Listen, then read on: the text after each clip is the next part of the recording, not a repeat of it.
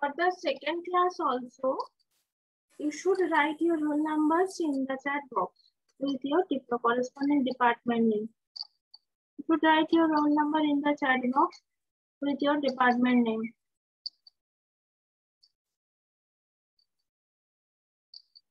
और class roll number लिखना, ठीक है? Class roll number.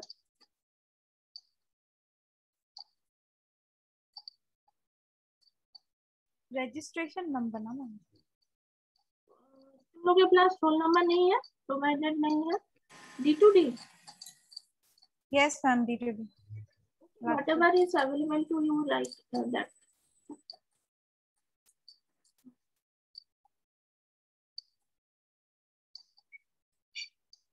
Screen visible है ना? मैं एक मिनट के लिए सबको एडमिट कर लेती हूँ। मैम। हाँ बोलो। मैम हेलो मैम मैं बोल रहा था ma'am, should we have to write ma'am our registration number, university registration number और college roll number? I asked you to write a college roll number.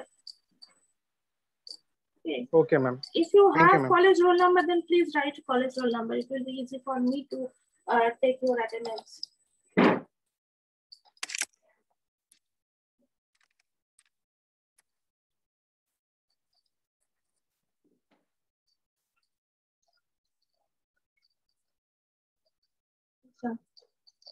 अभी तक सब कोई ज्वाइन कर रहा है एक दो करके।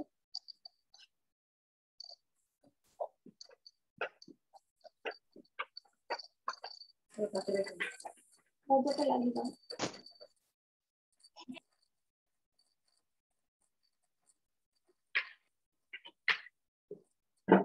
ओके,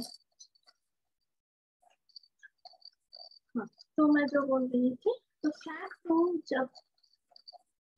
में जब रिटर्न करके वैल्यू आ रहा है, तो कितना वैल्यू रिटर्न करके आ रहा है?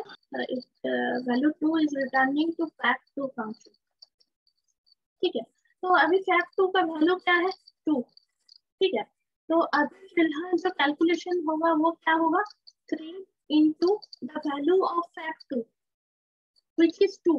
So 3 into 2 is 6. तो 6 कहाँ पे जाएगा? 6 जाएगा लौट के या रिटर्न करके कहाँ पे? फैक्ट 3 में, क्योंकि फैक्ट 3 इसको कॉल किया था, तो फर्दर वहीं पे उसको रिटर्न करके जाना पड़ेगा, मतलब उसका एड्रेस में, मेरे एड्रेस में जाना पड़ेगा।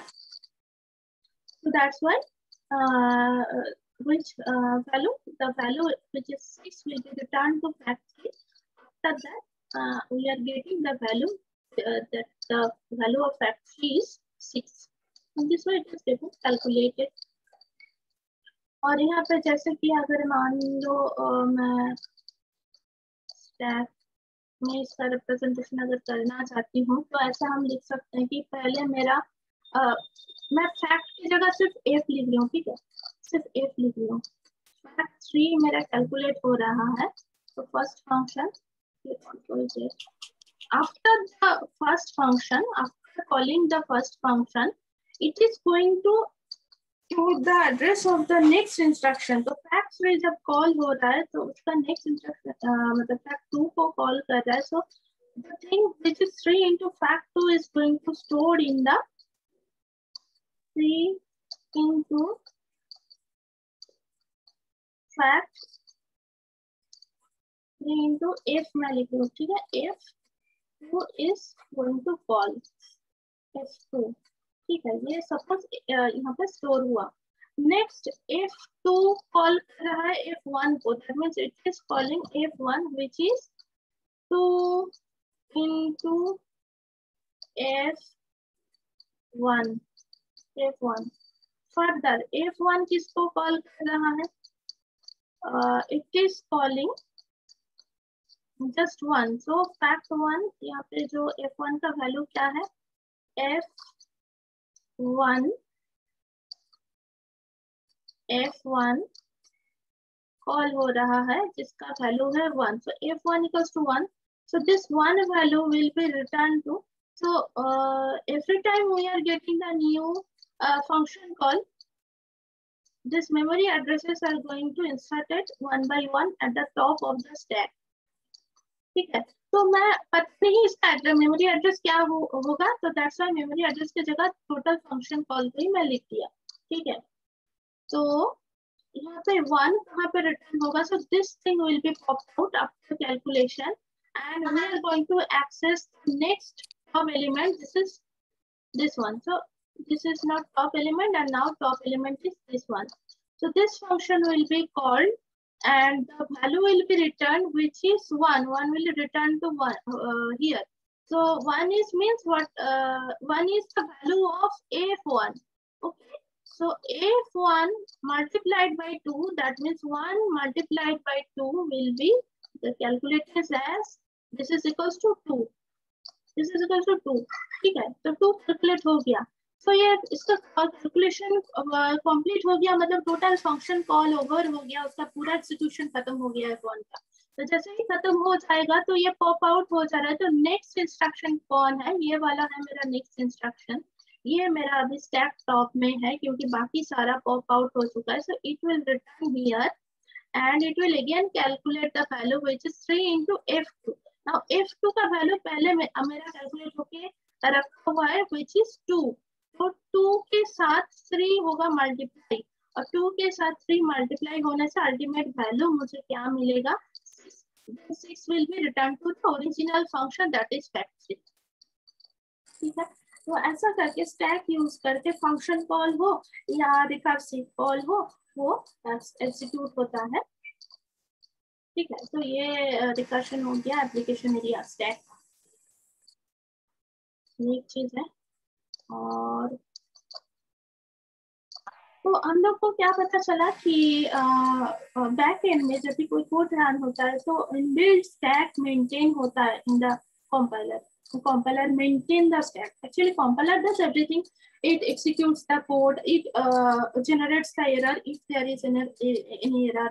It selects whether it is syntax error or some other error. Maybe this kind of things are handled by the compiler. Okay, compiler is a program, or we can say it is a simple software which is responsible to execute the code. Okay. Okay. Next are recursion. Recursion is very strong and important thing. बहुत बड़ा code का solution एक line code में हो जाता है. बहुत बड़ा प्रॉब्लम का सॉल्यूशन रिकर्शन यूज करके बहुत इजीली वो सॉल्व हो जाता है. सॉरी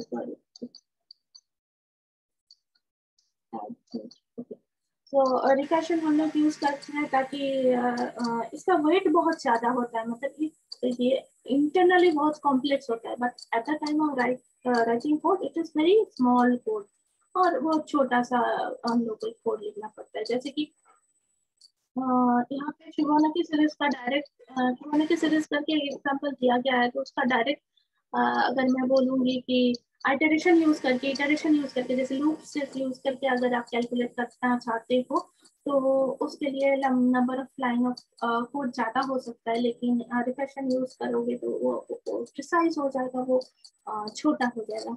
ये एक बेनिफिट है. अच्छा, किसको आप लोगों को पता है कि फिबोनाची सीरीज क्या है? What is Fibonacci series? anyone?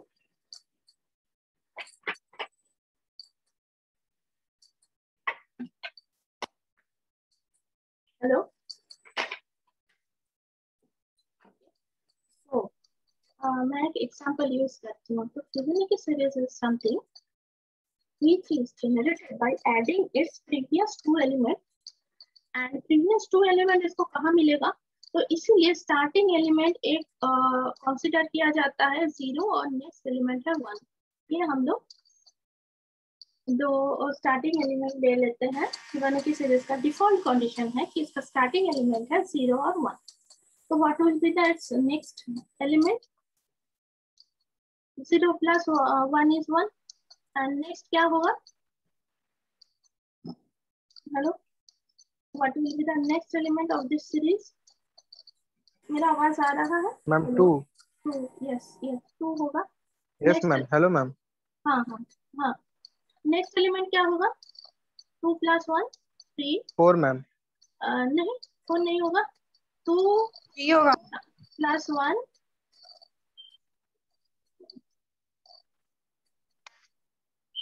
2 + 1 is 3। Next element क्या होगा? 3 + 2 5। देन नेक्स्ट एलिमेंट होगा 5 + 3 8 एंड सो ऑन। इसका कोई एंड नहीं है, आपको इनफाइनाइट। सो जब भी कोई हम लोग प्रॉब्लम सॉल्व करते हैं फिबोनाची सीरीज यूज करके या जनरेशन ऑफ फिबोनाची सीरीज, तो हम लोग ऐसे बोलते हैं कि up to 6th element, up to 10th element, तो ये बोल दिया जाता है कि इतना एलिमेंट तक आपको जनरेट करना है। तो ये बहुत ही एक शानदार एग्जाम्पल है रिकर्शन का। रिकर्शन यूज करके ये सॉल्व किया जाता है। Oh, second time, whenever you are joining for the class, you all should write your roll number. 3 लोग अभी बाकी है। 53 चैट में मुझे दिख रहा है और पार्टिसिपेंट लिस्ट में 56 दिख रहा है। So you all should write your roll number in the chat box. I will consider that as your attendance, right? Okay. Next, यहाँ पे एक तो C कोड लिखा गया है, तो उस सी कोड को फॉलो करने से पहले हम लोग यहाँ पे देखेंगे फिबोनाची सीरीज में। यहाँ पे देखो 5 नंबर जनरेट कर रहा है, तो इसका जो रिकर्शन कॉल होता है वो कैसे एग्जीक्यूट होता है वो हम लोग देखेंगे। ठीक है, उसका एग्जीक्यूशन कैसे होता है वो हम लोग देखेंगे। So this all the calls are what can I say kept under the stack। ये कॉल का जो भी कॉलिंग एड्रेस है वो सारा स्टैक यूज करके मेंटेन होता है। जैसे कि मैं आप लोगों को क्या जो पड़ा फैक्टोरियल, फैक्टोरियल में जो दिखाया उसी तरीके से ये भी हैंडल होता है। तो फैक्टोरियल में ट्री हम लोग कंसीडर किए थे, राइट? ये हम लोग एक ट्री लाइक स्ट्रक्चर था ना। सो दिस ट्री हम लोग स्टडी किए थे फैक्टोरियल इवैल्यूएट करने के लिए। उसी तरह से अगर मैं फिबोनाची सीरीज के लिए भी ट्री बनाना चाहती हूँ तो वो कैसे बनेगा। तो एक चीज देखो, फिबोनाची सीरीज का जो नंबर है 0 1 1 2 3, तो ये जनरेट कैसे हो रहा है? ये जनरेट हो रहा है the element is generated by adding its previous 2 elements. So the current element is generating by adding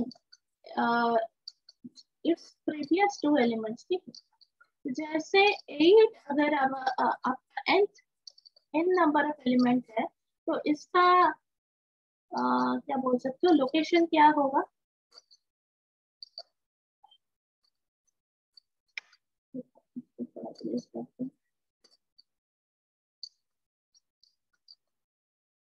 ठीक है, ये आपका है 8 एलिमेंट 8। तो दिस इज आपका अगर मैं इंडेक्स डालना चाहती हूँ, तो इसका इंडेक्स है 0, इसका इंडेक्स है 1, इसका इंडेक्स है 2, 2 का इंडेक्स है 3, 3 का इंडेक्स है 4, 5 का इंडेक्स है 5, 8 का इंडेक्स है 6। मैं यहाँ पे इंडेक्स लिख रही हूँ। ठीक है, ये है मेरा index.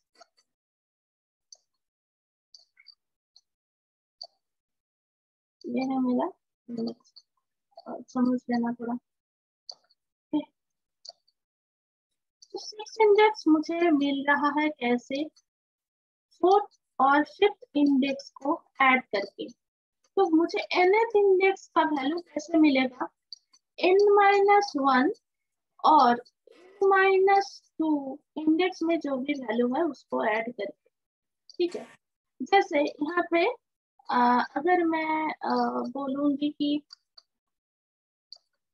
This is the element, और if I denote the element as Tn, then Tn is T of n-1 plus, what can I say?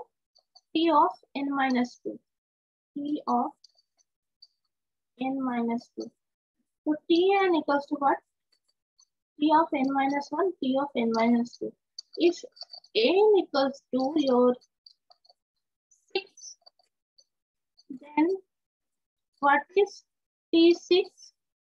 t6 equals to क्या है यहाँ पे? बोलो, what is t6? बताओ, सुनाई दे रहा है? Ma'am t6 is equal to 5 plus T4. Yes, but what is the actual value, which is 8? So yes, you are correct. T6 equal to T5 plus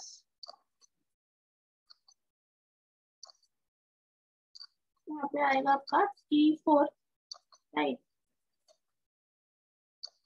देखो क्या मैं इसको रिकॉर्ड कर रही हूँ, चेक करते हैं। हाँ, हो रहा है।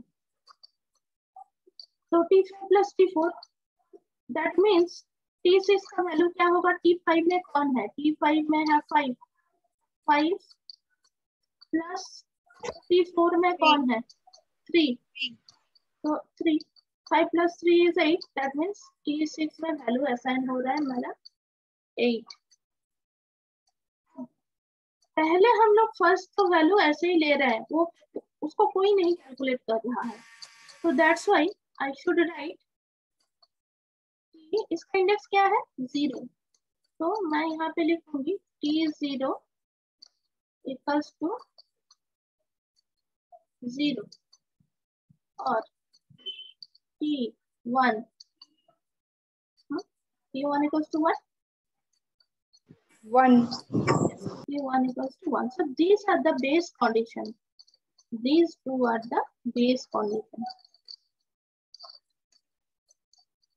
If I have this base condition, then I can create any up to any index. The series could be calculated or generated up to any index as per the user provide.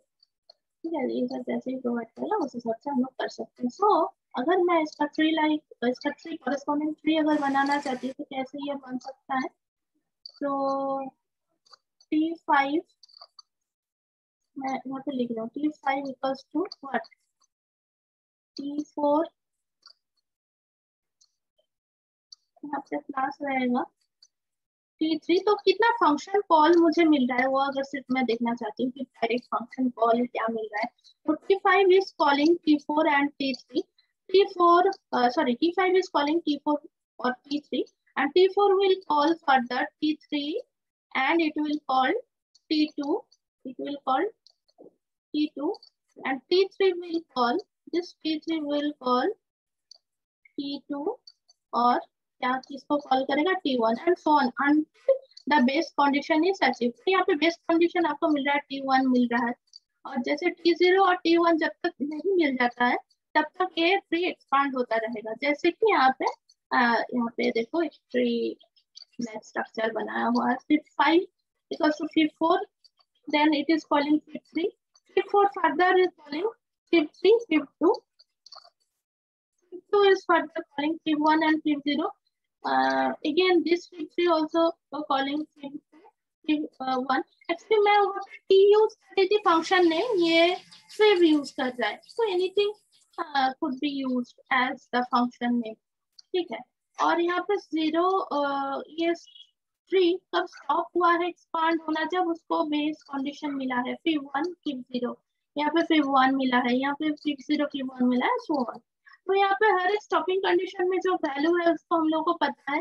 P1 का value है 1 और यहाँ पे P0 का value है 0। तो 1 plus 0 is 1। तो P2 में 1 वैल्यू असाइन होगा। ऐसे करके क्या होगा? जस्ट अपर लेवल में सारा वैल्यू रिटर्न करेगा और अल्टीमेटली टोटल जो भी बनेगी वैल्यू वो कैलकुलेट होगा। वो ये यहाँ पे रिटर्न करेगा, ये यहाँ पे रिटर्न करेगा। ऐसा करके सारा प्रीवियस जो कॉल्ड फंक्शन है वहाँ पे जो कैलकुलेशन करने के बाद जो रिजल्ट आ रहा है हर एक स्टेप में, वो पहला वाला अपर स्टेप में जाके मैं बोल सकती हूँ वहाँ पे जाके वैल्यू रिटर्न कर रहा है। ठीक है। So in this way the recursive calls happens and where to return address is stored in the stack. ठीक है, ये थोड़ा कॉम्प्लिकेटेड होगा ये क्योंकि यहाँ पे बहुत सारा रिकर्सिव कॉल यहाँ पे हो रहा है, तो क्योंकि हर एक स्टेप में दो दो करके रिकर्सिव कॉल हम लोग कर रहे हैं, दो दो फंक्शन कॉल हम लोग कर रहे हैं। देखो यहाँ पे जैसे फैक्टोरियल में एक रिकर्सिव कॉल हो रहा था, लेकिन यहाँ पे फिबोनाची सीरीज में एक साथ दो दो कॉल हो रहा है, जैसे return n-1 plus n-2.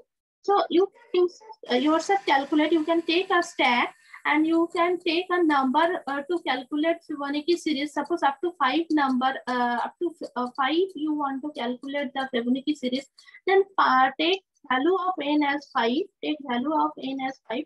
फिर आप जाके स्टैक में जैसे मैं फैक्टोरियल में दिखाया कि कैसे कैसे वैल्यू फंक्शन कॉल को स्टोर करना है और रिटर्न करना है, तो उस हिसाब से आप भी खुद से करके देख सकते हो कि कैसे टोटल थिंग हो रहा है। ठीक है, और यहाँ पे जो सी कोड है ये एक्चुअली बहुत ही टाइम टेकिंग प्रोसेस है, ये सारे के लिए मैं अभी स्टैक नहीं ड्रॉ कर रही हूँ। ठीक है, this will be same as the factorial, मतलब सेम प्रोसीजर में होगा। अच्छा,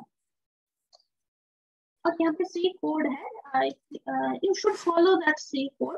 एक्चुअली मैं इसका मीनिंग बता दे रही हूँ और आप लोग फैमिलियर हो, आप लोग समझ जाओगे ऐसे। तो पहले मेन फंक्शन यहाँ पे लिखा हुआ है और फैक्टोरियल फंक्शन देखो, सॉरी फिबोनाची फंक्शन अलग से लिखा हुआ है। तो फिबोनाची फंक्शन को कैलकुलेट करने के लिए यहाँ पे एक इंटीजर वैल्यू ले रहा है n, जिसका फिबोनाची वैल्यू यह निकालना चाहता है या जिसका फिबोनाची सीरीज वो निकालना चाहता है अप टू दैट इंडेक्स। ठीक है, up to 5th index it wants to find out the value. तो 5th index में इसका वैल्यू है 3, तो आई थिंक 0 1 1 2 3 इतना ही सीरीज जनरेट होगा। What it is doing, for loop to print the Fibonacci series. तो ये फॉर लूप यूज कर रहा है, ये फिबोनाची सीरीज को प्रिंट कर रहा है कि हर एक एलिमेंट को प्रिंट करने के लिए जब फिर i का वैल्यू जब 0 होगा तो फिर 1 में जो वैल्यू है वो प्रिंट होगा। जैसे मतलब सॉरी फिर 0 में 0th इंडेक्स में जो वैल्यू है वो प्रिंट होगा, जैसे 0। फिर i का वैल्यू जब 1 होगा तब फर्स्ट इंडेक्स में जो वैल्यू है वो प्रिंट होगा, जैसे कि 1। फिर i का वैल्यू जब 2 होगा तब फिर से 1 प्रिंट होगा, और i का वैल्यू जब 3 होगा तब 2 प्रिंट होगा, i का वैल्यू जब 4 होगा तब 3 प्रिंट होगा। तो 0 to 4 मतलब 5 एलिमेंट प्रिंट होगा इसमें। ठीक है, if you take the value as 5 अगर लेते हो तो टोटल 5 एलिमेंट प्रिंट होगा। तो हर एक बार यहाँ पे क्या हो रहा है, कोई वैल्यू लेके फिर फंक्शन या फिर रिकर्सिव फंक्शन कॉल हो रहा है। ठीक है, तो फिर रिकर्सिव फंक्शन जो भी वैल्यू से ये कॉल कर रहा है उस वैल्यू के ऊपर डिपेंड करके ये टोटल जो फंक्शन है ये रन करेगा। ठीक है, तो this total thing will B function sorry run based on the value which is n। ठीक है, और n का वैल्यू अगर 0 होता है, n का वैल्यू अगर 0 होता है तो ये 0 रिटर्न करेगा। अदरवाइज n का वैल्यू 1 या 2 होता है। एक्चुअली सेकंड पोजीशन में यहाँ पे और एक स्टॉपिंग कंडीशन दिया है, n = 1 और n = 2 return 1, also no problem. तो दो स्टॉपिंग कंडीशन यहाँ पे डाला हुआ है। एक्चुअली 1 n का वैल्यू 1 होने से भी ये 1 रिटर्न कर रहा है, तो और 2 होने से भी ये 1 रिटर्न कर रहा है। So that's why they included this thing, that if n equals to 2 then return 1. Okay, तो आप इसको नहीं भी इसको स्किप भी कर सकते हो, n = 2 को स्किप भी कर सकते हो, क्योंकि हमें प्रीवियस दो एलिमेंट चाहिए। तो स्टार्टिंग एलिमेंट हम लोग को मिलता है 0 और नेक्स्ट मिलता है 1, तो 0 1 पहले मिल जाने से फर्दर हम लोग क्या कर सकते हैं, कैलकुलेट कर सकते हैं, जैसे कि मैं आप लोग को मैन्युअली कैलकुलेट करके दिखाया।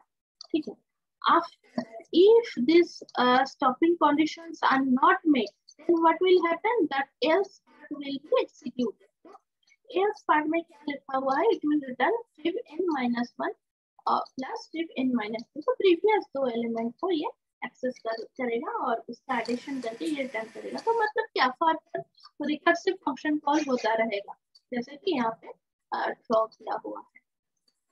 ठीक है, तो हाँ, अब बताओ आप लोगों का क्या डाउट है, क्या नहीं है। मैम हाँ बोलो। मैम एक्चुअली बात ये है ना कि आप मतलब कि आप जो बोल रही हैं वो समझ में आ रहा है, लेकिन हो क्या रहा है, जो अंदर से जो सेटिस्फेक्शन मिलना चाहिए वो मिल नहीं पा रहा। मतलब कि समझ में आ रहा है, मतलब उस लेवल का मतलब समझ में नहीं आ रहा है जो आना चाहिए। जैसे मैम आप प्रोग्रामिंग दिखा रहे हैं, ठीक है प्रोग्रामिंग ठीक है मैम, उसको स्क्रीन में शेयर करके अगर वहीं पर रन करके दिखाते तो अच्छा से समझ में आता हम लोग को। और बाकी का नहीं जानते, एक दो बच्चा जैसे धीरेन्द्र भैया लोग हैं उन लोग का नहीं पता, लेकिन जो आप हम लोग के बेसिस पे मतलब जितना बच्चा है हमारे इलेक्ट्रिकल ब्रांच में 65 बच्चा, 65 बच्चा में एक बच्चा को भी मतलब समझ में ठीक से नहीं आ रहा है, ऐसा ग्रुप में बोला जा रहा है हम लोग। चलो ठीक है, जो भी प्रॉब्लम है मुझे बताओ, तो मैं उसको क्लियर करने के लिए कोशिश करूंगी। एक्चुअली बात ये है कि तुम लोग कोडिंग में कितना मतलब यूज टू हो वो तो मुझे नहीं पता। तो if you want to see the coding then I can also run the code and I can show you that what you want to know. ठीक है, तो नो इश्यूज। तो कौन सा कोड पहले आप लोगों को चाहिए बोलो? स्टैक वाला कोड क्लियर हुआ था, वो तो मैं डायरेक्टली लिख के रन करके दिया था, हर एक स्टेप मैं लिख के रन करके दिया था, राइट? तो पहले बताओ, जो स्टैक वाला वही हम लोग का पहला कोड था, right? Hello, please unmute your microphone. Yes ma'am. Ma'am stack वाला कुछ समझ में नहीं आया था, उस दिन आपका आवाज ही नहीं आ रहा था तो हम लोग कुछ सुन नहीं पा रहे थे अच्छे से। तो वो एक बार फिर से बता दीजिएगा कैसे प्रोग्रामिंग हो रहा था, कैसे फंक्शन कॉल, जो भी लूप कैसे चल रहा था, हर एक चीज फिर से बता दीजिएगा। मैम हम लोग स्टार्टिंग क्लास से ही मतलब हम लोग को बहुत इशू हो रहा है, और उसके बाद मतलब हमारा बेसिक्स ही नहीं क्लियर है, तो ये सब कैसे समझ में आएगा? कौन सा बेसिक क्लियर नहीं है? देखो, मैं सिर्फ तुम लोगों को एक चीज पढ़ाई हूँ जो कि है टाइम कॉम्प्लेक्सिटी। टाइम कॉम्प्लेक्सिटी मैं पढ़ाई हूँ, तो उसमें उसका जो बैकग्राउंड थ्योरी है वो आपको एक्सप्लेन किया। तो बैकग्राउंड थ्योरी में जो भी है आपको पहले उस थ्योरी को, जो मैंने मटेरियल दिए हैं उसको पढ़ना पड़ेगा। वो एक बार में ऐसा इतना इजी चीज नहीं है कि एकदम डायरेक्टली क्लियर हो जाएगा, क्योंकि उसमें जो भी था मैं बोल चुकी हूँ। इफ यू फाइंड प्रॉब्लम तो स्पेसिफिक एरिया में बोलो, कि टोटल देखो सारा सिलेबस फिर से दोहराना तो पॉसिबल नहीं है, लेकिन टॉपिक वाइज आप बोलोगे तो मैं उसको रिपीट कर दूंगी। Otherwise if you want to know just the complexity thing, तो मैं पहले ही आप लोगों को बोली हूँ कि जो आप कोड लिखोगे वहां पे कोड लिखते वक्त हम लोग देखेंगे कि उस कोड का कॉम्प्लेक्सिटी क्या होगा। ठीक है, उस कोड का कॉम्प्लेक्सिटी क्या होगा, तो हम लोग कोड के जरिए वो समझ सकते हैं। तो जैसे कि मैं पहले दिन आप लोगों को बताया कि स्टैक में इंसर्शन और डिलीशन करने के लिए हम लोगों को क्या जरूरत होता है, कि कौन सा पोजीशन में उसको इंसर्ट करेंगे, कौन सा पोजीशन में डिलीट करेंगे, राइट है ना? तो उसको हम लोग एक्सेस कैसे करते हैं? टॉप एलिमेंट से, क्योंकि जो लास्ट एलिमेंट है स्टैक में इंसर्ट किया हुआ लास्ट जो एग्जिस्टिंग एलिमेंट है उसको टॉप डिनोट करता है, टॉप ही उसको डिनोट करता है। अब टॉप का वैल्यू हम लोग को मिल जाने से उसी लोकेशन में मैं वैल्यू को इंसर्ट कर सकती हूँ या डिलीट भी कर सकती हूँ। दैट मीन्स हम लोग को बहुत सारा चीजों को देखना नहीं है, सिर्फ एक ही एलिमेंट को देखना है कि टॉप में वैल्यू क्या है, टॉप कौन सा लोकेशन को पॉइंट कर रहा है। उसका मतलब क्या, एक ही बार में हम लोग को पता चल रहा है। तो only one unit of time to decide that where to insert element or from where to delete element. So for insertion and deletion, if we need 1 unit of time to execute the thing, then the time complexity is what? Order of 1. Order of 1, क्योंकि हम लोग एक element को access कर रहे हैं। ठीक है, ऑर्डर ऑफ 1।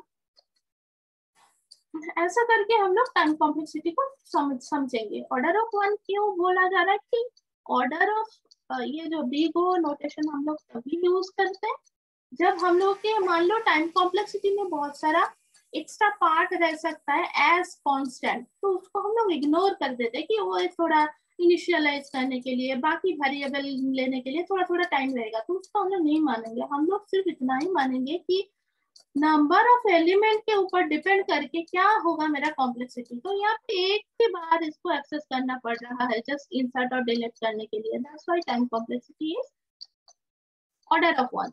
आप बोल सकते हो कि स्टैक में मतलब एरे में अगर आप इनपुट डालना चाहते हो, सारा इनपुट डालना चाहते हो, एरे को इनिशियलाइज, कोई भी एरे को इनिशियलाइज करना चाहते हो, तो एरे को इनिशियलाइज करना या एरे से मैक्सिमम या मिनिमम एलिमेंट को निकालना चाहते हो, तो एरे में सपोज मैं एक सिंपल एग्जांपल ले रही हूँ, हम लोगों टाइम कॉम्प्लेक्सिटी में जो भी दिक्कत है वो इरेज हो जाएगा आई थिंक।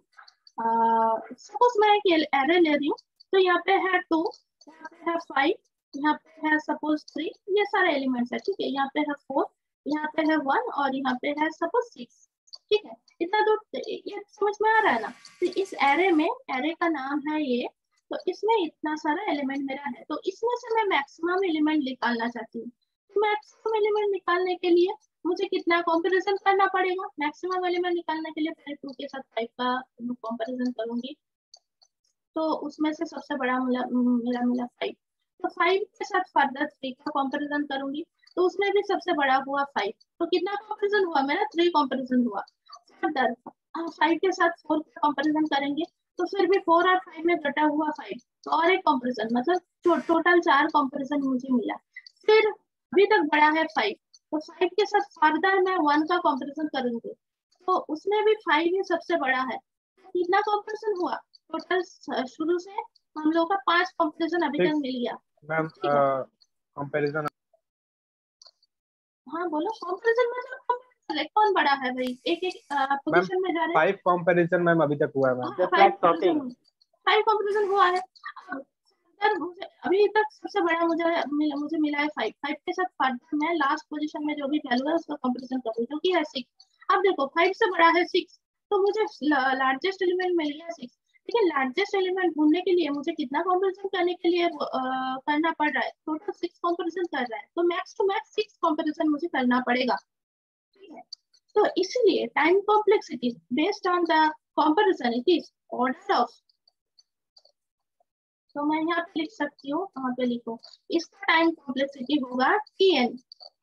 टाइम कॉम्प्लेक्सिटी को हम लोग बेसिकली Tn से डिनोट करते हैं, ठीक है। Tn equals to where n is the number of element which is what? Number of element कितना है? 6, तो यहाँ पे टोटल 6 कंपैरिजन मिल रहा है, तो then if number of element is n, then how many maximum comparisons are needed? How many maximum comparisons are needed? बोलो। Ma'am 6। No. If I have 6 elements and to find out largest element, we need to do 6 comparisons.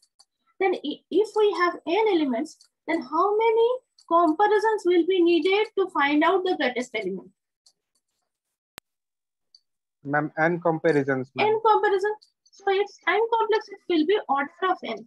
तो order of n हम लोग कब लिखते हैं?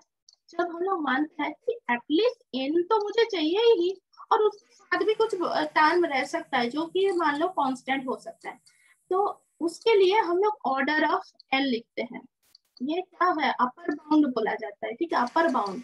तो ये जो अंदर वाला फंक्शन, अंदर वाला जो भी लिखा हुआ है इसका अपर बाउंड क्या होगा कि इसके साथ एसोसिएटेड कुछ कांस्टेंट टर्म रह सकता है, n+2 n+3 ऐसा कुछ रह सकता है, तो वो पार्ट को मैं क्या कर रही हूँ, इग्नोर कर दे रही हूँ। सिर्फ we are representing the time complexity in terms of the number of elements.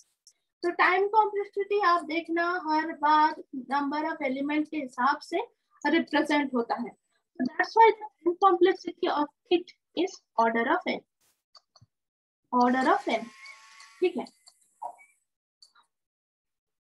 तो टोटल कितनी बार ये एक्सेस हो रहा है? n नंबर ऑफ टाइम ये एक्सेस हो रहा है। तो ऐसा करके सिंपलेस्ट तरीके से हम लोग टाइम कॉम्प्लेक्सिटी समझेंगे। तो यहाँ पे ऑर्डर है, ऑर्डर का मतलब क्या है या बिग ओ का मतलब क्या है? ऑर्डर, ये ऑर्डर ऑफ n या बिग ओ ऑफ n, ये दोनों मीनिंग सेम ही है। मैं आप लोगों को नोट भी प्रोवाइड की हूँ, वहाँ पे भी लिखा हुआ रहेगा शायद, आई थिंक लिखा हुआ है। ऑर्डर ऑफ n मतलब बिग ओ ऑफ n। तो बिग ओ नोटिफिकेशन का मतलब क्या है, कब हम लोग बिग ओ यूज करते हैं, वो वहाँ पे एक्सप्लेन किया हुआ है, ठीक है। आप लोग उस क्या बोलूंगी, उस नोट को एक बार पढ़ना, और जैसे जैसे हम लोग एक एक प्रोग्राम करते जाएंगे तो वहाँ पे कॉम्प्लेक्सिटी एनालिसिस भी करते जाएंगे। अच्छा, ये जैसे कि आप लोग बोले कि पहला क्लास से ये प्रॉब्लम है, I think it is getting resolve, right? समझ में आ रहा है कि कॉम्प्लेक्सिटी क्या है और कैसे निकालना होता है? हेलो हेलो, ये समझे ना कि इसका कॉम्प्लेक्सिटी ऑर्डर ऑफ एन क्यों हो रहा है? हेलो,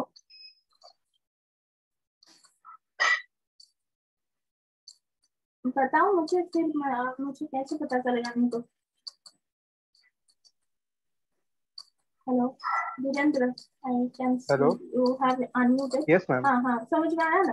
तो अब लोग और एक चीज भी देखे यस मैम, होंगे, जे क्या बोलूं, हाँ, अब लोगों का सॉर्टिंग सर्चिंग हुआ है।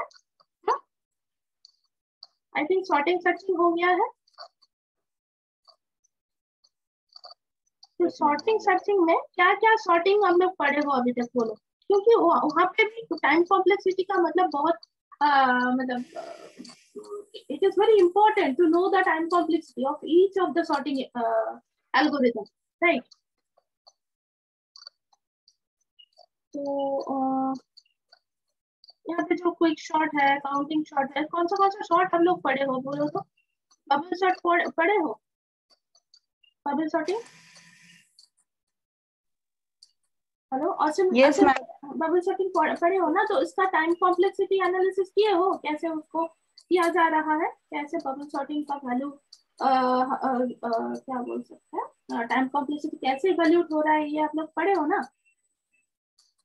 Because until unless you find out the time complexity of each of the sorting thing, you should this will not be clear to you what is BIGO notation. इसलिए BIGO notation ही हम लोग हर जगह use करते हैं, बाकी सारा use नहीं करते हैं, ठीक है? BIGO के मैक्सिमम केसेस में यूज होता है, जो कि मैं अभी बोला कि BIGO notation और ऑर्डर ऑफ समथिंग यही हर जगह यूज होता है। तो हर एक एल्गोरिथम का टाइम कॉम्प्लेक्सिटी एनालिसिस अगर आप नहीं करोगे तो ये चीज हम लोगों को समझ में नहीं आएगा कि वो जो थ्योरी पढ़े थे उसका एप्लीकेशन क्या है। तो थ्योरी पार्ट का एप्लीकेशन जब तक नहीं पता होगा तो वो क्लियर नहीं होगा, इसी थिंग है, ठीक है? और जैसे रहा कि स्टैक का बात, स्टैक का कोड पिछले दिन आप लोगों को सुनाई नहीं दिया था, तो नेक्स्ट क्लास में उसको मैं फिर से बोल दूंगी, थोड़ा एक्सटेंड करके करके। तो आप मुझे बताओ कि ये लीनियर सर्च, बाइनरी सर्च या जो सॉर्टिंग हुआ था उसका टाइम कॉम्प्लेक्सिटी एनालिसिस किए थे या नहीं? Hello ma'am, that analysis ma'am is not clear ma'am. Bubble shot का एनालिसिस कौन सा वाला? बबल शॉट का क्लियर नहीं है या अभी वाला क्लियर नहीं? मैम बबल शॉट वाला मैम। बबल शॉट वाले को, अच्छा मैं एक बार इसको कितना टाइम बचा, 1 मिनट 51 सेकंड, तो मैं सिर्फ बबल शॉट का एक बार बता देती हूँ, ठीक है? तो आई थिंक एक आप लोगों को पढ़ लेने से आप लोगों का क्लियर हो जाएगा कि कॉम्प्लेक्सिटी का जो थिंग है वो समझ में आ जाएगा। तो it will be closed with 1 minute, but you should rejoin again, ठीक है? फिर से ज्वाइन कर लेना मैम। हाँ बोलो। मैम एक चीज पूछना था। हाँ बोलो। मैम इस सब्जेक्ट में सिर्फ पास होने के लिए क्या करना पड़ेगा? ये तो नहीं मैं बता सकती, ये एक्चुअली कोई क्वेश्चन है, बोलो तो? पढ़ना पड़ेगा, हर चीज को पढ़ना है, समझना है, और क्या?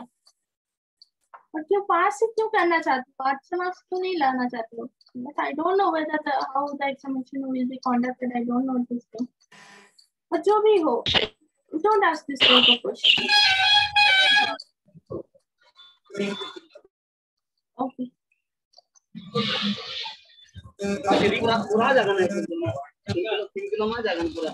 सब्जेक्ट आपको अच्छा लगे या बुरा लगे या कुछ भी लगे, ये आप लोगों को मनीष भैया 3 बोरा दे दीजिए ब्लू वाला। Ma'am please mute 1 person ma'am. Ma'am please mute 1 person. मैं देख रही हूँ आप लोग क्या कर रहे हो। कोई दुकान में गया हुआ है, कोई कहीं घूम रहा है, फिर वो क्लास में भी आके बैठा हुआ है। ऐसा करने से कैसे समझ में आएगा? ठीक है, तो यहाँ पे मैं एक सिंपल बबल शॉट का एग्जांपल ले लेती हूँ, 4 एलिमेंट वाला, ठीक है? सपोज 5 मैं ले रही हूँ, फिर 4 ले रही हूँ,